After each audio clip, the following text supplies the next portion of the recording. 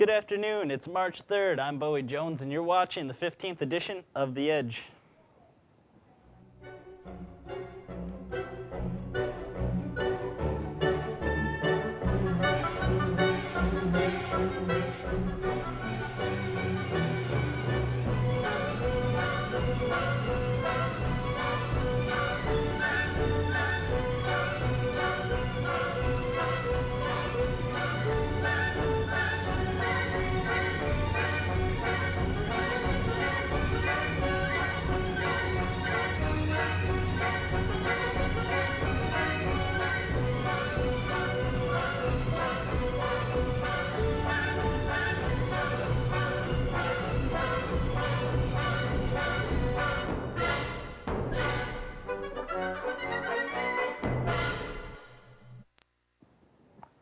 Everybody nowadays uses social media on a daily basis, and The Edge's Jacob Mangold digs a little deeper in to see how it affects students.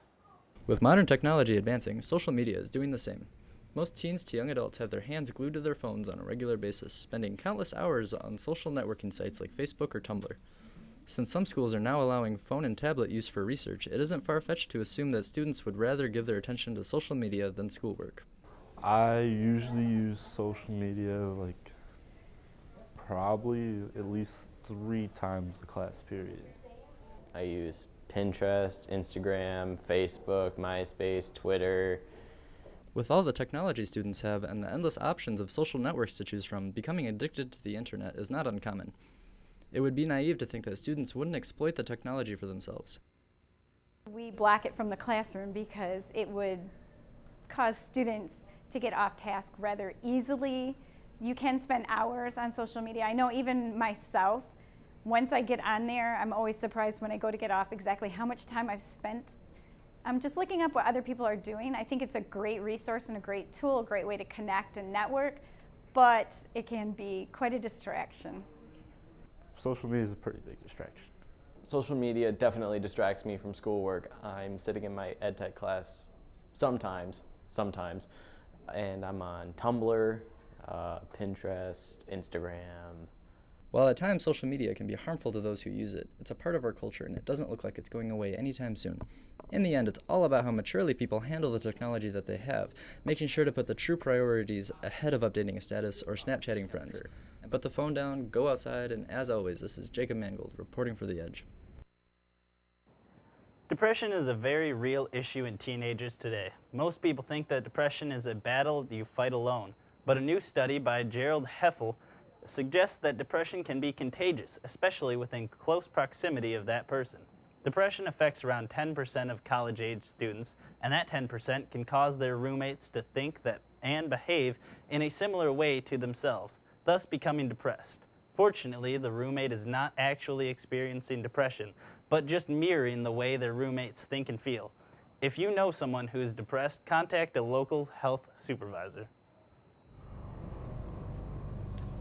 This is my friend Jacob. Jacob's been abusing heroin since he was 15. 2 years later, he's dosing twice a day. His grades are slipping, he's become socially distant. He steals money from his parents to feed his vice, and as his addiction grew, he stopped hanging out and talking with friends. He has no job, no money, and no life. Literally, Jacob will die in a week.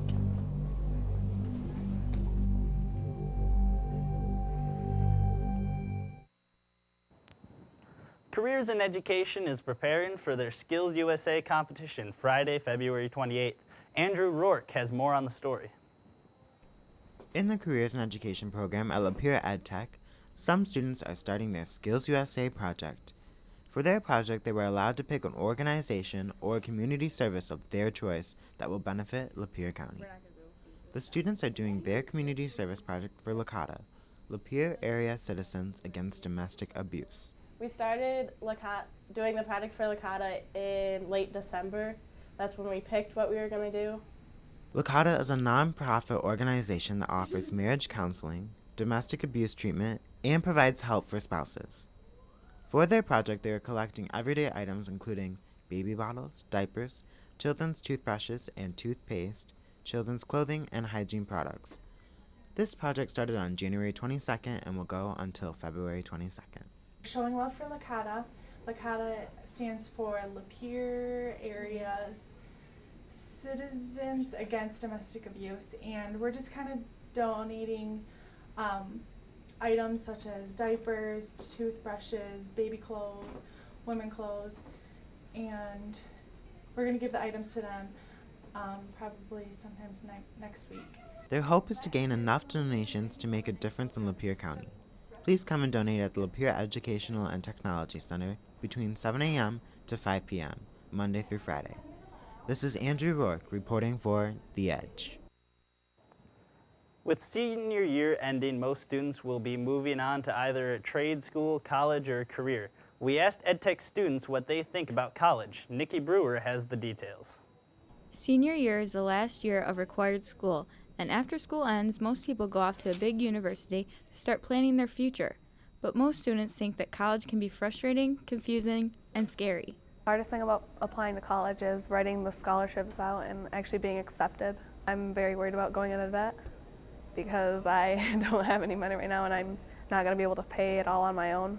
Teachers, counselors, and other adults put pressure on students to continue their education for either college, trade school, or technical school. Most students do not know what they want to do or where they go. Teachers and counselors and other adults don't give them enough information about college and other options. Yeah, there's pressure because they say that people who go to college make more money than people who don't go to college. This is Nikki Brewer reporting for The Edge. ACT testing is coming around the corner. Juniors all over Michigan will be taking the ACT March 4th and 5th.